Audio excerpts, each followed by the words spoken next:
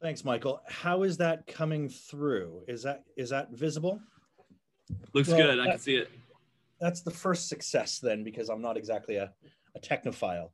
So I'm going to just dive right in because I know that time is a little bit short for this whole session. So I'll start just by saying it was 60 years ago this month that Thomas Merton entered history as a social and cultural critic. In the words of one biographer, this period dawned with the realization, quote, that the time had come to move from the role of bystander, guilty by association and silence, to that of declared witness. Now, for allowing me to recount what feels urgent here with you today, I'm grateful to Michael and to Helen for hosting me and to all of you for auditing it. And I should say, by auditing, alas, many of these quotations, as you can see on your screen, are going to have to rather speak for me to make sure that I get all my comments in the sort of 45 or 50 minutes that we have together. Now, having you all here gives me some courage in following Dr. Painter and Dr. Valerie Hobbs's lead in calling out injustice within and to do some witnessing of my own in the second part of this paper. But I get ahead of myself. So first, before training my focus upon the virus of what I'll call Christianism in the second part of this talk, I'd like to return to Merton's new thought in the civil rights era, which might be neatly summarized in Martin Luther King Jr.'s memorable observation that when machines, there we are, sorry, I'm actually gonna, can you still see that all right? Good, sorry. When machines and computers, profit motives and property rights are considered more important than people, the giant triplets of racism, materialism, and militarism are incapable of being conquered. Now, there can be no doubt each of these themes animated Merton across the 1960s. Yet it was recent history, both personal and political, driving what he called an obligation to stand up and be counted. There you can see a quotation from a letter of 1961 that ends, "Our faith can no longer merely serve as a happiness pill." First, briefly then, the personal history. The end of the 1950s concluded what Michael Mott has called Merton's, quote, stability crises, which led him to therapy, the Mount Purgatory in Mott's telling of considering relocating to Cuernavaca, Mexico, the picturesque setting for Malcolm Lowry's modernist marvel Under the Volcano. All of these changes driven in no small measure by the on-again, off-again issues of authority, obedience, and duty with his Trappist order so exemplified for Merton in the issue of censorship. By the end of 1960, this psychological withdrawal was vitiated by the physical withdrawal he was permitted to exercise for a few hours a day, less than a mile from his abbey at what he termed his hermitage. And it should be noted that it was not until 5 years later that he was actually allowed to move in sort of full-time at this hermitage. So a monk living a vow of silence, but with too much to say, is yet one of the paradoxes that Merton recognized in himself and which quite possibly underwrote his vast body of writing. He confessed that my life is almost totally paradoxical in what he wrote, in what another biographer called a humble and honest statement that was deeply revealing of Merton's innermost self. He continued, "It is in the paradox itself, the paradox which was and still is a source of insecurity, that I have come to find the greatest security. Someone so complicated and so prone to confusion and self-defeat could hardly survive for long without special mercy." Having entered the monastery at Gethsemane in rural Kentucky on the very day war was declared with Nazi Germany, that's the 10th of December, 1941, the ensuing 20 years had largely seen the vast bulk of his output, both poetic and prose, dedicated to Catholic spiritualism, the priestly vocation, and, quote, total detachment from the world. This was soon to change markedly, described by another biographer, Monica Furlong, as, quote, an extraordinary interchange which had turned him outward, facing the problems of the world instead of inward to the concerns of the monastery. Paradoxically enough, or fittingly and paradoxically enough, his chief political work at the time of entering the Trappist order only appeared in the month of his death in December 1968. My Argument with the Gestapo, a macaronic journal, remains a neglected work in Merton's canon, powered by what I've called elsewhere, following Lewis Sass's characterization of late modernism in D.H. Lawrence and Wyndham Lewis, as an aesthetic of deadness. The modernist character in my argument with the Gestapo observes in this novel, and I use the term loosely, not least as the main character who travels to occupied France is named Tom Merton, sharing the same birthplace and birthday. The main character notes that, quote, men become objects and not persons amongst the Nazis. Now, you complain that because there is a war, but war is the proper state for a world in which men are a series of numbered bodies. Lying 20 years dormant unpublished, this aesthetic of deadness inspired a return to Merton's Catholic modernism in two quite extraordinary poems of 1961, both of them dealing with World War II, and both, I should say, quite upsetting, so please be warned. It opened a year of really extraordinary questioning and reorienting of Merton's fundamental thought, which coincided closely with the establishment and deliberations of the Second Vatican Council, which formally opened in October 1962. Quite unusually for a monk, and even more so for a Trappist novice master, it was history in the more familiar sense that impelled Merton to enter history himself. In May 1961, Merton was reading William Shirer's masterpiece, The Rise and Fall of the Third Reich. He was disturbed greatly by this work, just as he was by the ongoing Eichmann trial in Israel between April and December of that year, revealing, quote, the obedient, loyal, and sane Adolf Eichmann before a horrified world, but also crucially, quote, the massacre of European Jewry and the almost total failure of Christians to prevent this. This in question is depicted forcefully in Merton's astonishing poem called Chant to be Used in Processes Around a Site with Furnaces. It appeared in the first publication of radical ecology ever published, the Journal for Protection of All Living Things, edited by the renowned beat poet Lawrence Ferlinghetti. It is narrated from the perspective of Rudolf Hess, the commandant of Auschwitz-Birkenau until 1943.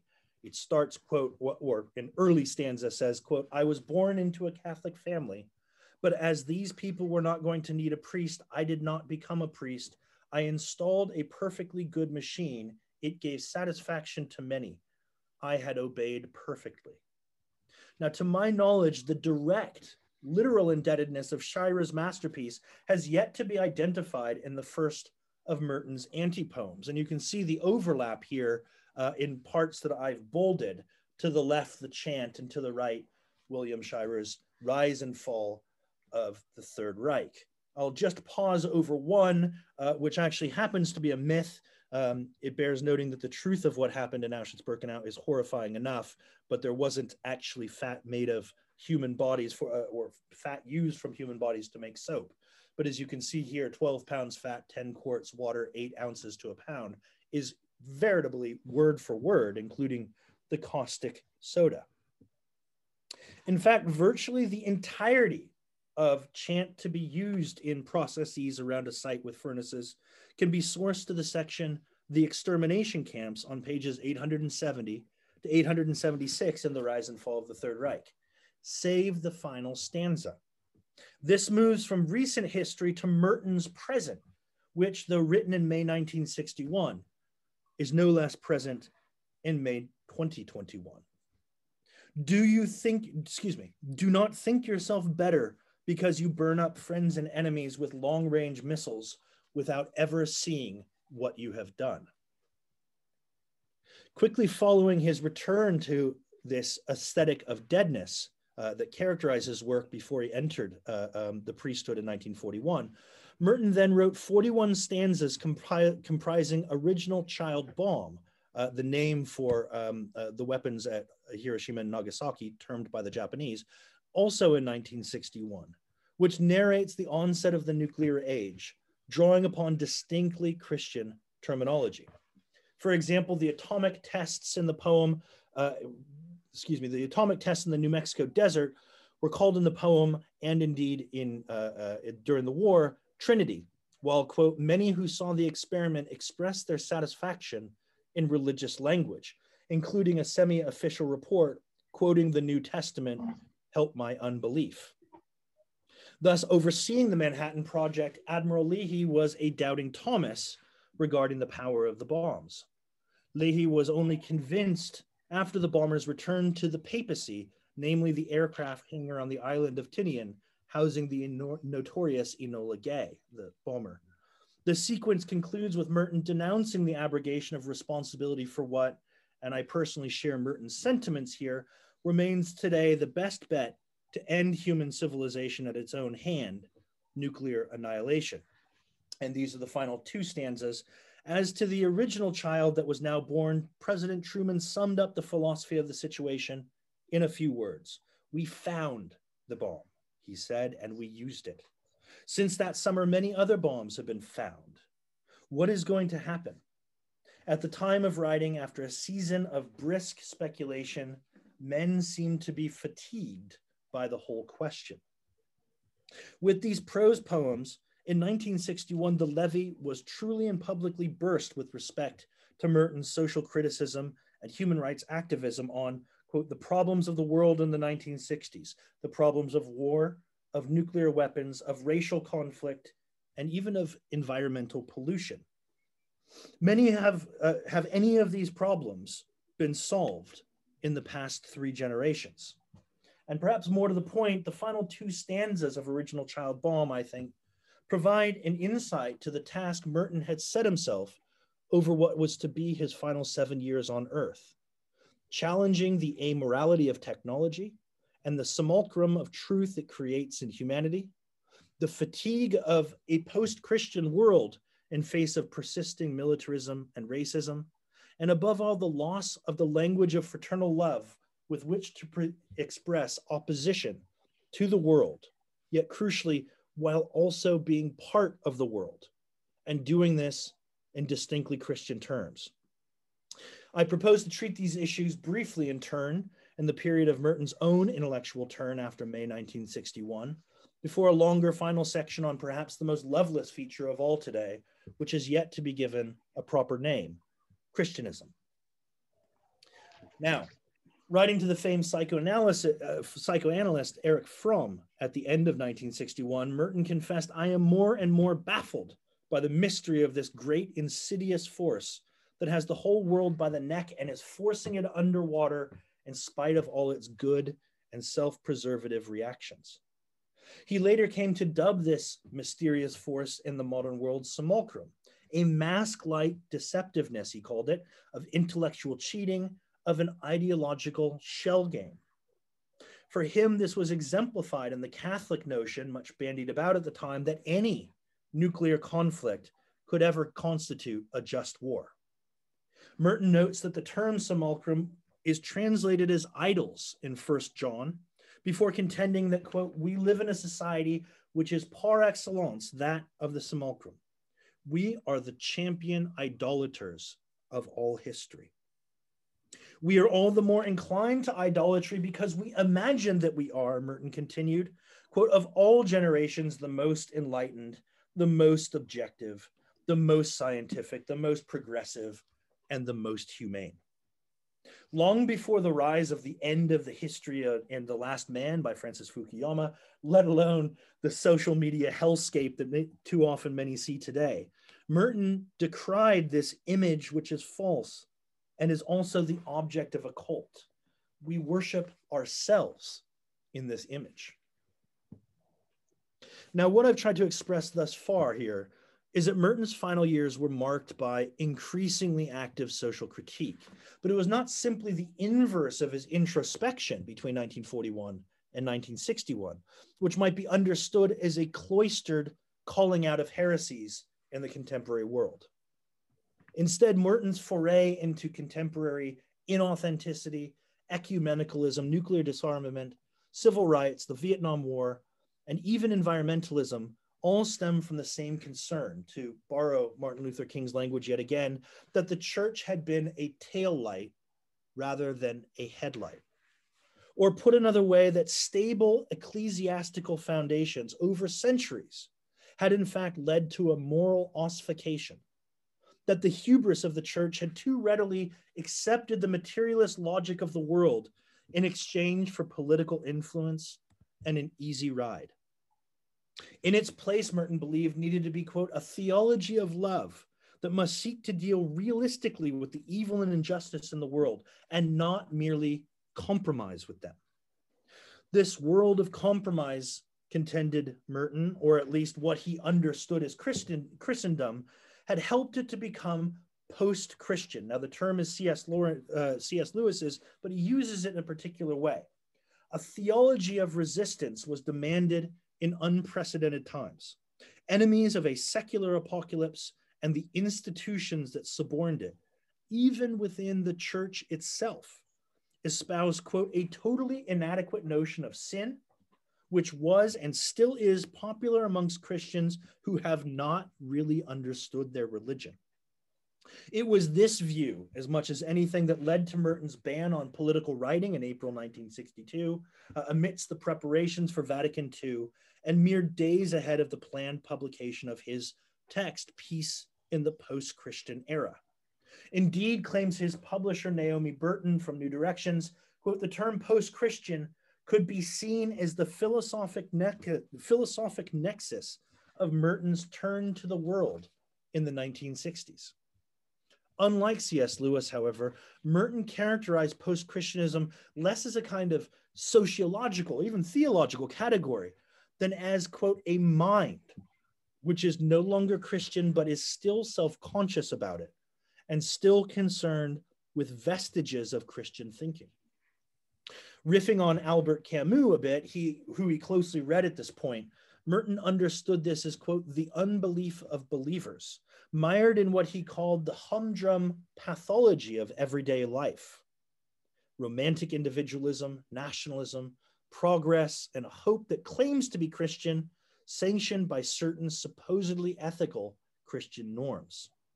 In reality, this was merely a despiritualized Christianity, quote, a Christianity that claims to obey God when in fact it is obeying only the imperatives of a marketing and affluent society.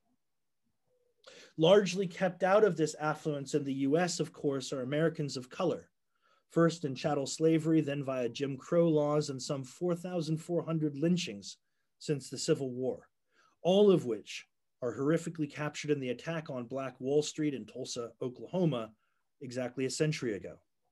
Here, too, Merton felt that too many churches were, quote, part of the establishment that must now patiently suffer the consequences of past indecision, blindness, and evasion. But then again, if all Merton offered was fatalism and resignation, his religion and race in the United States would not speak as lucidly to our present as it does. For this would imply a denial of Black American agency and, yes, of the possibility for improvement. Instead, quote, the problem of American racism turned out to be far deeper, far more stubborn, infinitely more complex, with equal rights that have been granted to him only on paper and too late. Indeed, 60 years on, reads the lead in The Economist's expose only this week, one of thousands of texts can bear this out. Black Americans are, quote, poorer, less likely to own homes, and more likely to be imprisoned than whites. In Minneapolis, where George Floyd was murdered last year, quote, a Black child born poor here 35 years ago would live today in a household where the average income is just 17,000 pounds. The number is a bit lower for boys, slightly higher for girls. Also across the country, quote, rates of Black home ownership in 2021 are lower than rates of white home ownership were in 1870. This outrageous state of affairs leads The Economist to conclude, quote, that all but the most determined pessimists would concede that racism has declined since Martin Luther King Jr. was assassinated in 1968. So why?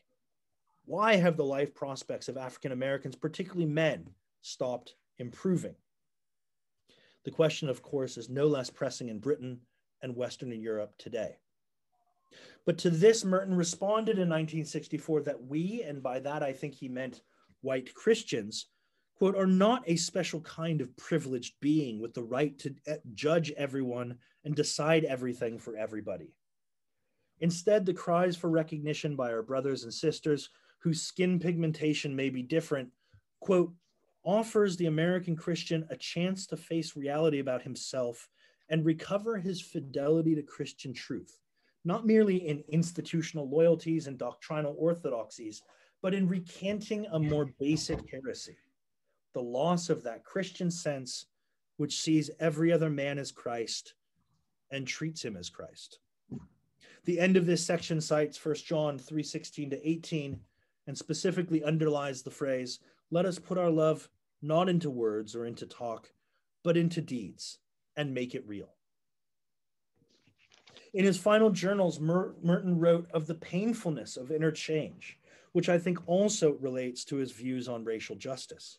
Those who have never been impelled to change externally must, as a matter of conscience, lift up those who have been denied stability and denied the full fruits of equality.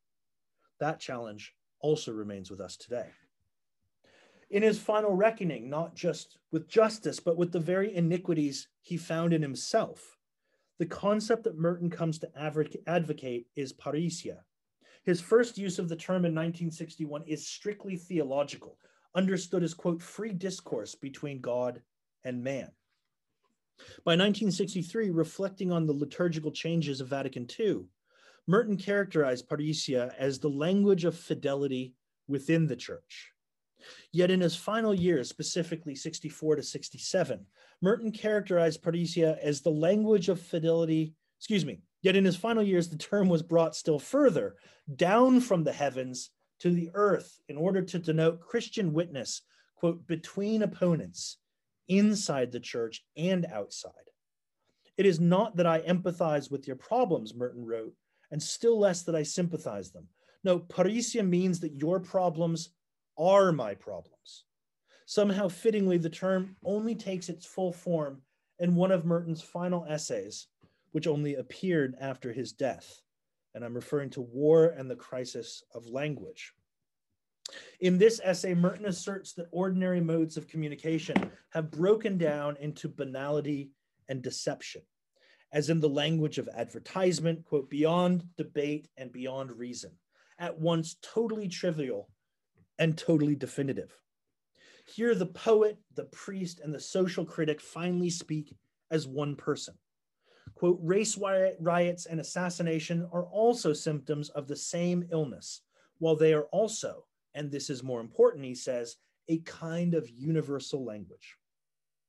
Turning to war, Merton lands on the infamous phrase uttered outside Ben Tree in Vietnam on the 7th of February, 1968. It became necessary to destroy the town in order to save it.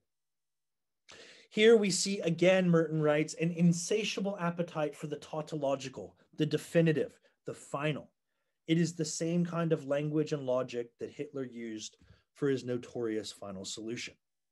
This red or dead language was going to be the end of us, Merton feared. It is the language of power. And that is the antithesis, he thought, of Christian witness, of what Jonathan Montaldo rightly dubs Merton's call for true speech. Quote, a free zone is now one in which anything that moves is assumed to be enemy and can be shot. Merton laments, quote, in any case, the language of escalation is the language of naked power. The language of escalation in its superb mixture of banality and apocalypse, science and unreason is the expression of a massive death wish. And he was reading Civilization and Its Discontents by Freud at this time. We can only hope that this death wish is only that of a decaying Western civilization and that is not common to the entire race. Yet the language itself is given universal currency by the mass media. It can quickly contaminate the thinking of everybody. Coming full circle, we find the triplets of racism, materialism, and militarism are in fact one hydra-headed monster: domination, mastery, conquest. For conquest must be total. It is found in the everyday description of an opponent as, quote, at once so perverse and so irrational, such a psychopathic liar, in fact, that he has to be cleverly treated as a beast or a maniac. The fuel for such demonization is the language of force, of certainty, of assumption, and sometimes even of authority. It is a language in Merton's characterization of, quote, double talk, tautology, ambiguous cliche, self-righteous and doctrinaire pomposity, and pseudo-scientific jargon that mask a total callousness and moral insensitivity. Indeed, a basic contempt for man. And so, to appropriate a fitting phrase, what was to be done? It is here that Merton's parousia comes into its own in his final years. In rejecting the illness of political language, Christians cannot simply turn to its opposite, what Merton characterizes language of, quote, the guerrilla warrior, merely a new language that mocks the ponderous and self-important utterances of the establishment. Now, while Merton allows that this language is more in contact with relevant experience, the hard realities of poverty, brutality, vice, and resistance, and therefore, quote, a healthier and more concrete style of thought, it still remains the language of power, if not yet one of mastery. In exchange, in turn, instead, what is needed is parousia, truth-seeking speech, grounded in love for the other. Man does not, and this is another longer quote from Merton, man does not know himself fully. Man does not fully know himself so long as he is isolated in his own individual selfhood. His identity comes to light only when it fully confronts the other. We are created for freedom, for the options and self-dedications implied by the highest kind of love. We discover and develop our freedom precisely by making those decisions which take us out of ourselves to meet others as they really are. Having made the discovery, we are ready for the love and service of others, unafraid of being wrong or of changing one's ways. And as Merton wrote in Note for Ave Maria only months before his death, to know how to de-escalate. This parousia afforded what Merton came to understand as a spiritual liberty, which he characterizes freedom from domination, freedom to live one's own spiritual life, freedom to seek the highest truth, unabashed by any human pressure or any collective demand, the ability to say one's own yes and one's own no, and not merely to echo the yes and the no of the state, party, corporation, army, or system. The language of humanistic change needs to be direct, I think Merton was contending, and it needs to be seen to hit its target to have any chance of impact. Merton's appeal to parousia then was a kind of last rites for humanity, a language of togetherness, of suture. He says, to choose the world is to choose to do the work I am capable of doing in collaboration with my brother, to make the world better, more free, more just, more livable, more human. And it has now become transparently obvious that mere automatic rejection of the world and contempt for the world, and I should pause here to say, I believe he's talking about himself during that 20-year period between 1941 and 1961, is not in fact a choice, but the evasion of a choice. The man who pretends that he can turn his back on Auschwitz or Vietnam and act as if they were not there is simply bluffing. Merton's late essay, Is the World a Problem?, captures this parousia of Christian love and the, quote, openness, freedom, the willingness to take risks that must be joined to what he called respect for the human person in the human community. It is, in fact, Merton concludes, quote, the great problem of our time, not to formulate clear answers to neat theoretical questions, but to tackle the self-destructive alienation of man in a society dedicated in theory to human values and in practice to the pursuit of power for its own sake. These can never be Christian values. Quote, it is only in assuming full responsibility for our world, for our lives and for ourselves that we can really be said to live really for God.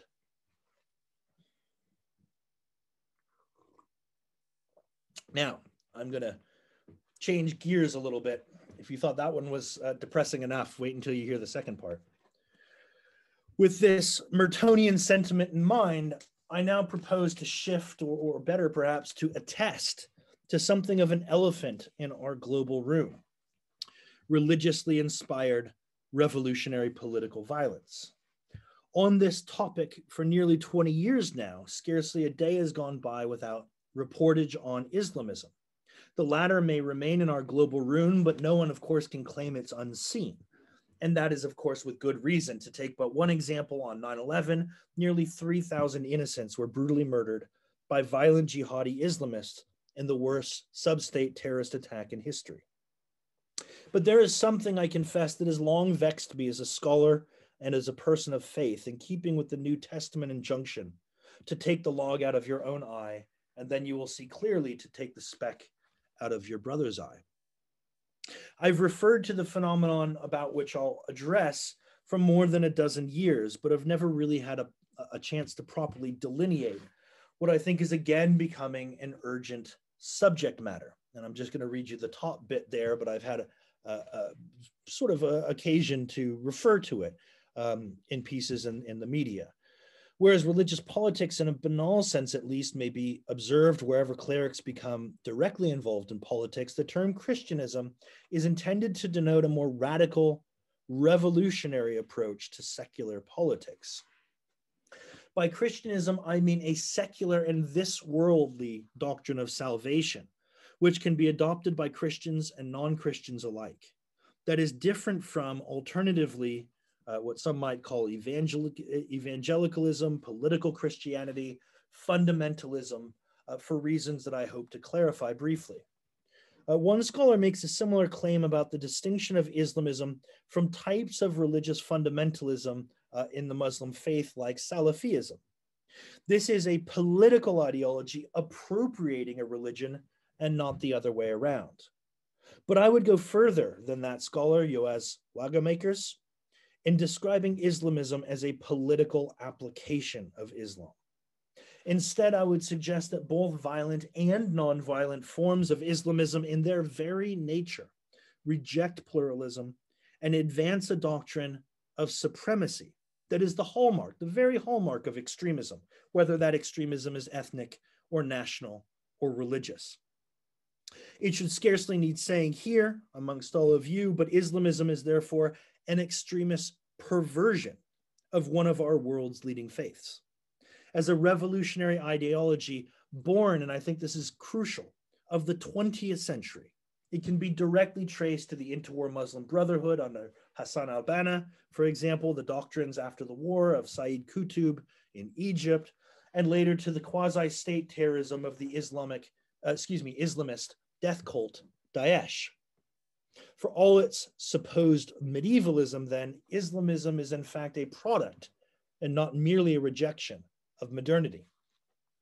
And I should like to take a similar perspective here on Christianism, and in so doing, hopefully, take care to delineate my subject. So first, a banal point. Believers have politics, just as do non-believers. For this reason, I'm wary of constructions like political Christianity or political Islam. For the same reason, I'm only marginally less wary of constructions like apolitical Christianity or apolitical Islam. Though in the latter case, and this is why I'm marginally less wary of them, I accept, of course, that different forms of Hermeticism stretch across these faith traditions and, of course, others. Nor by Christianism do I mean a form of Christian nationalism that is evident in the contemporary US, although, of course, not only there. One might observe the heartbreaking scenes only last month of Protestant loyalists rioting in Belfast and its frightening implications for the Good Friday Agreement in Northern Ireland. Or indeed, earlier, the conflict acting as the midwife for the long struggle over the 6 counties, the Great War. Throughout that conflict, scholars have clearly shown that both Protestant and Catholic and Orthodox confessions anointed, or better, armed their nations with justifications of a holy war. This is not contentious. Christian churches' injunctions to fight for God and nation is but one example of Christian nationalism. And of course, there are too many others like it in the Christian tradition as there are in other faith traditions. It is not new. The particular sense of Christian nationalism, likewise, has been extensively studied in the American context with particular focus on white evangelicals. So in the compelling empirical account, Taking America Back for God, for example, Whitehead and Perry conclude that, quote, those who embrace Christian nationalism insist that the Christian God formed, favors, and sustains the United States over and above the other nations in the world. It is in this sense that Rogers Brubaker has used the term Christianism in 2017, whereby, quote, Christianity is increasingly seen as their civilizational matrix and as the matrix of a whole series of more specific ideas, attitudes, and practices, including human rights, tolerance, gender equality, and support for gay rights. Yet here, too, I suspect we may be seeing a case of old wine in new bottles, with reactionary and even tribal expressions of a faith, in this case, Christianity, that seem to me more to belong to a tradition that, in American terms, at least, stretches from John Winthrop's 1630 City on a Hill to the televangelists of our day. Even when cast in such civilizational terms, these forms of Christian tribalism, as we might term them, are of a different stamp than the darker tradition I'm trying to identify here. The latter is first and foremost ideological and emerged between the wars to afflict all three principal confessions in Europe: Protestantism, Catholicism, and Orthodoxy. And you can see the first slide here of what I really am trying to talk about. I'm going to take an example from each of these confessions. I'm trying to press my case and to show how it's different than Christian nationalism or even tribalism. So first, let's start with Orthodoxy. This, you see a picture here of a Romanian Orthodox ideologue named Jan Mota, who is a key leader of militant fascist mystics in Romania called the Legion of Archangel Michael. Just before he was killed by Republicans in what he understood as a holy war and civil war Spain, Mota declared, "No force, no love exists which is higher than that of the race and can only be realized in the race, except for the force of Christ and love of him." We are defending Christianity in a foreign land. We are defending a force which wells up from the force of our people, and spurred on by our love for the cross, we are obeying here in Spain our love for the Romanian people.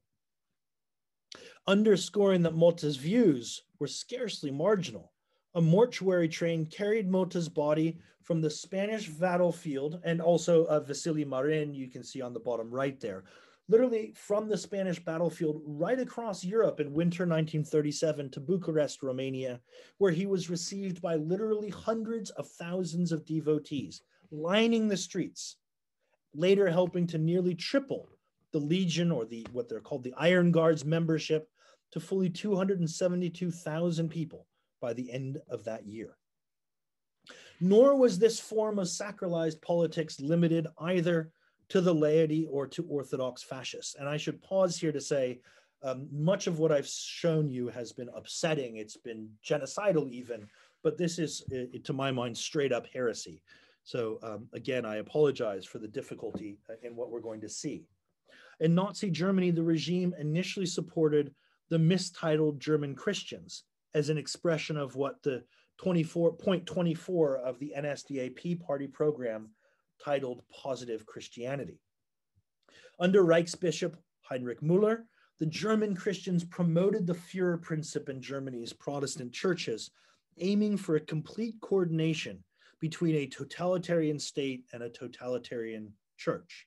A picture of what this was intended to look like can be glimpsed from these sections of Müller's quite evil 1934 rewriting of Christ's Sermon on the Mount. Just to give the first two examples: blessed are they who bear suffering, for they shall be confronted. That is mongered into benevolence to him who bears his suffering manfully. He will find the power to never doubt uncourageously. I say that unto you, You should not resist evil, but if anyone should strike you on the cheek, turn the other one also. I mean, a cornerstone of Christian values. This becomes, I say to you, it is better so to live with other members of your Volk, that you get along with each other. Volk community is a high and sacred trust for which you must make sacrifice. Therefore, come out to meet your opponent as far as you can before you completely fall out with him. And here's the real shocker of a line. If in his excitement your comrade hits you in the face, it is not always correct to hit him back. So far did this heresy go that the German Christians even sought, quote, liberation from the Old Testament with its cheap Jewish morality. That is, by literally trying to expunge the Old Testament from the Bible. The genocidal analog of this attempted erasure was the Holocaust itself, powered by what Saul Friedlander has aptly called redemptive anti-Semitism. Yet fighting a holy war against socialists in Spain or advocating genocide from the pulpit was not Christianist enough for the independent state of Croatia, the Catholic wartime ally of Nazi Germany under the rule of the Ustasha. The Ustasha methods of killing were in fact so brutal that even the Nazi plenipotentiary based there recoiled in horror. For instance, consider the words of the head of State Direction for Renewal on the 22nd of October, 1941. In this country, only Croats may live from now on because it is a Croatian country. We know precisely what we will do with the people who do not convert. I have purged the whole surrounding area from babies to seniors. If it is necessary, I will do that here too, because today it is not a sin to kill even a 7-year-old child if it is standing in the way of our Ustasha movement. Do not believe that I could not take a machine gun in hand just because I wear priest's vestments. If it is necessary, I will eradicate everyone who is against the Ustasha. These words targeted not only demonized victims of Nazism, such as Jews and Roma and Sinti travelers, but also Orthodox Serbs, who were in fact the largest victims of the Ustasha policy of thirds. That policy of thirds was kill 1/3, expel 1/3, and forcibly convert 1/3 of their enemies. This sacrilege culminated in the only extermination camp not directly run by the Third Reich itself, called the Jasenovac death camp, less than 100 miles from Croatia's capital, Zagreb. Jasenovac, where some 100,000 ethnic or religious victims were brutally murdered, was in fact commanded by a serving priest. Though he was later defrocked and ultimately hanged in 1946, both his wartime actions and the escape of so many of his allies on the Catholic rat line to South America, which included his leader, the leader of the NDH, Ante Pavelic, who spent more than a dozen years hiding in Argentina after the war. All of this suggests that in much the same way that fascism could appeal to seduced conservatives, Christianism could also appeal to Christian tribalists.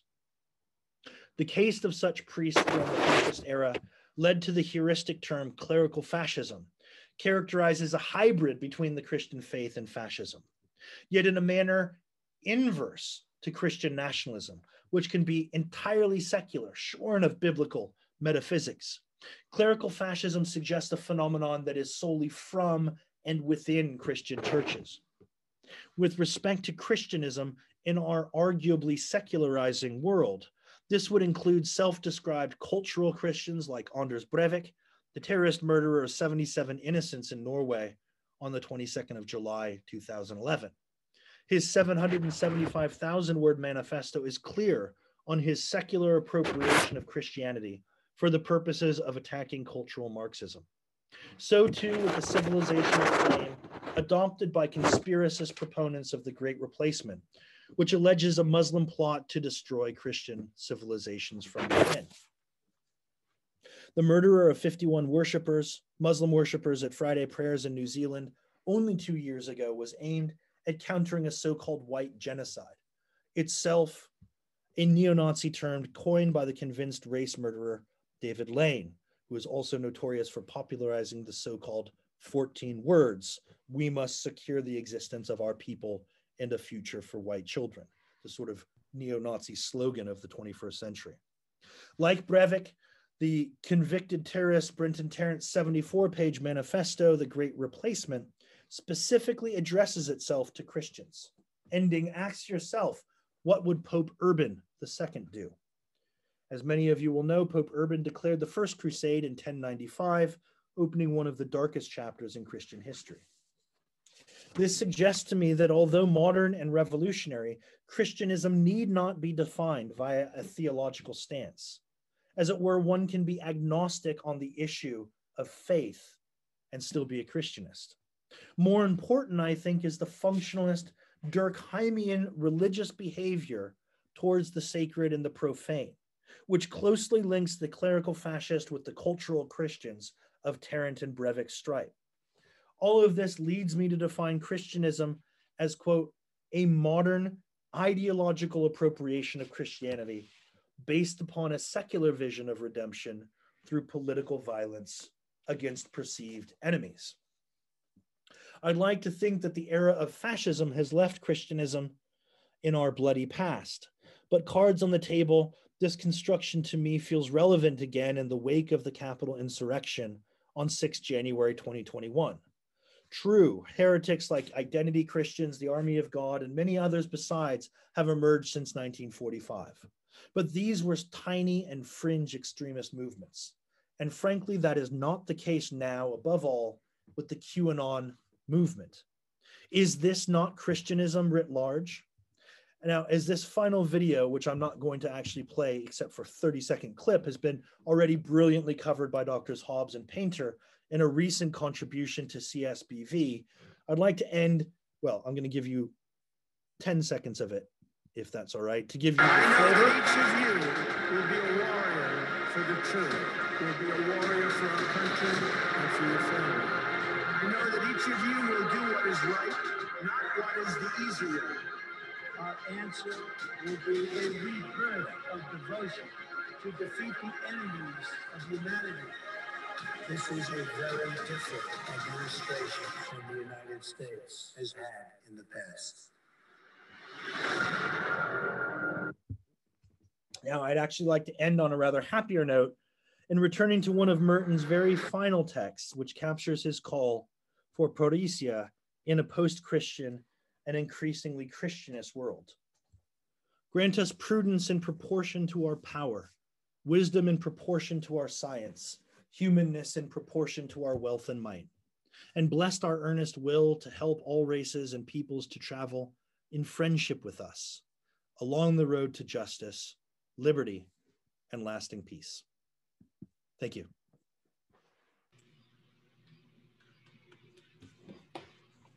Thank you, Matthew. For the Q&A time that we're going to have now, if you would type your questions into the chat box, you can either send them directly to me, Michael, or publicly. I will field them. To get the ball rolling, I have the first question. It's chair's right, I suppose. So you're working with this concept of Christianism, and you know, within my field of political theology, I think we're kind of both, you know, there's these terms like civil religion. We've got William Perry and Whitehead, who have recently thrown out the term Christian nationalism.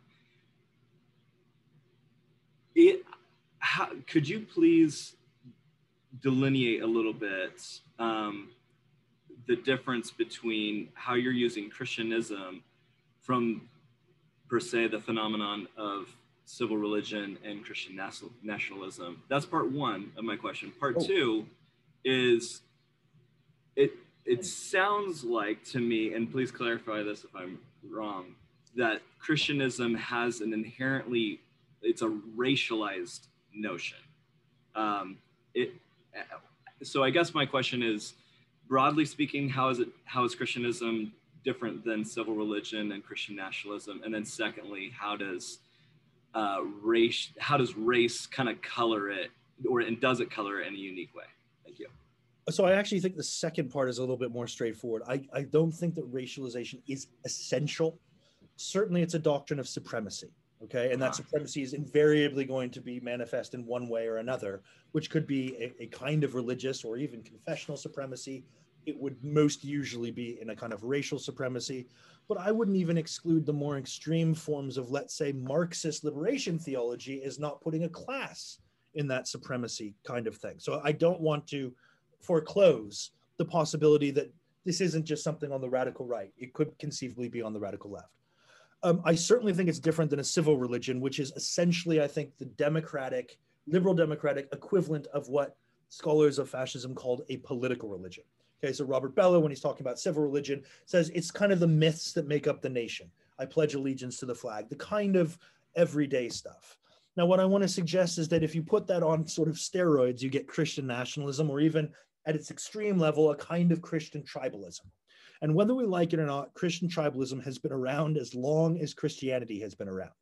What I want to suggest that is different about this is that this is a heaven on earth revolutionary doctrine born of ideology. And I think ideology there is the wild card, which conceivably allows for transnationalization, can allow for different forms of absolutely unrestricted violence. Now, we have seen that before. But I do believe that what we looked at in some of those slides is a fundamentally different phenomenon than even the World War I sending troops to fight each other in a kind of holy war in Europe. That is the thing that has pockmarked Christianity throughout its history. And I want to suggest that Christianism is something new and is something that can be exemplified in a way, not just by those awful slides past, but in what Dr. Painter and Dr. Hobbs have shown in the transcript and in the write-up of that QAnon video, something that is essentially appropriative. Plenty of Christian nationalists were devout Christian believers. This is something different. It is appropriative in a secular way, even if it draws upon this Durkheimian functionalist view of religion. It is not based on, do you believe in the hereafter? It is based on how you behave towards the sacred. And the sacred in this case is nation, potentially class, ethnic group, and even confession, as we saw with the Ustasha. Another question that's popped up. Jürgen Moltmann has emphasized the importance of the horizon of hope in Christian theology. That shapes our entire orientation. So this eschatology, a horizon of hope, what would you say colors within within Christianism? What kind of colors the horizon of hope, if it's not, ideologically tied to Jesus? I mean, in this case, I think it is a salvation that is earthly. It is an eschatology, if you want to use that term, of race, nation, class, where the utopia is graspable almost by definition if you purge or cleanse or get rid of these enemies. So it is only by defeat. Now, again, theoretically, that elimination can be, or conversion can be allowed, but it is only by the complete conquest and mastery over a demonized group that your utopia on earth is assured. And regarding the QAnon phenomenon, this is something that you're pointing out from that last video that you're seeing here, is that it's this worldly view of salvation that salvation is dominion, inherently dominical. It's very control and yeah, and to maybe take that point, because as Dr. Hobbs says, salvation that is earthly, I think that is absolutely essential. So we hear in that video, and people may wish to play it a little bit later, the Lord's Prayer is the concluding bit. But what are they targeting at? It's America being reborn, America being this. It's not a Lord's Prayer to save us from our souls. It is not a salvation that is otherworldly. It is America going to be reborn once you do all of these things, which of course the QAnon loons will tell you to do. And I think that is fundamentally different than even forms of Christian tribalism and Christian nationalism, which are to some extent still predicated on metaphysical belief, on that William Jamesian, are you actually a believer in your heart? And I think this is different. This is Durkheimian function towards the I've got another question here. Yeah. Brandon says, how likely is it for the church who espouses Christian nationalist beliefs to devolve into Christianism? I think that is the great seduction. That is the great danger, is that once you start moving along that line, what we're seeing now, for example, are patriot churches in the US, which are literally blessing guns, for example. And so, yes, I think that once you slide along that line, you can get further and further from it. And all of the examples that I showed from the interwar period, that was a period of heightened, even revolutionary nationalism. And I think that was the seduction that was offered to priests who, by and large, were on the conservative side, even the far-right conservative side. They were the ones that were seduced into this Christianism, which made an absolute mockery of the faith.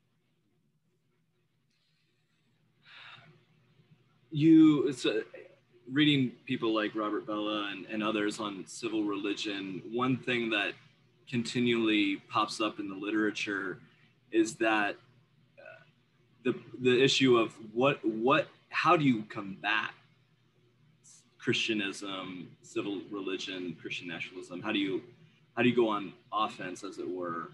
And I'm curious. I know that's a hard question to answer, but I'm interested in hearing your thoughts. I think we have to call it out first. And I mean, here I am a Mertonian. I think clear, unmistakable language saying that this is an absolute bastardization and perversion of Christianity, in the same way that the overwhelming majority of Muslim clerics have said Islamism is a perversion, a bastardization of the Muslim faith. It has no place anywhere in theological discussions. These people are heretics. They are the worst ambassadors for our faith ever. I mean, really uncompromising, clear, denouncing language. And I think that is absolutely what, frankly, it's not only in the United States, but many of you probably will guess from my accent, that's where I'm from. The idea that this is spreading like wildfire amongst, in particular, white Protestant evangelical churches, but not only, must be called out, because literally the soul of American Christianity, I think, is at risk. It is that serious.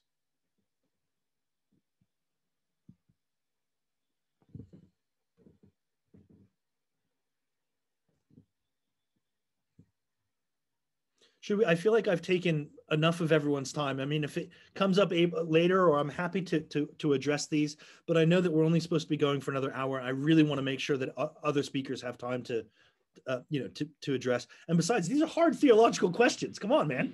No, kidding. No, you're right. Yeah, you're right. About the others, and I'd be really grateful if we, could make sure that they have the same amount of time and chance to talk to others in the chat and in discussion. Yeah. Well, with that, let's give Matthew our appreciation. Thanks, everyone. You're very kind. Thank you so much. Yeah.